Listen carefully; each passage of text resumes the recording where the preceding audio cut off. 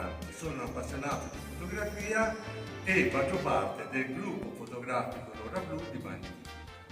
Domani sono venuto a Brandello a fare delle foto alla chiesa perché abbiamo due progetti. Il primo progetto sono le bellezze nascoste di Bagni di Lucca, e qui a Brandello di bellezze nascoste ce ne sono. Ha fatto una mostra fotografica a metà d'agosto nell'Atrium.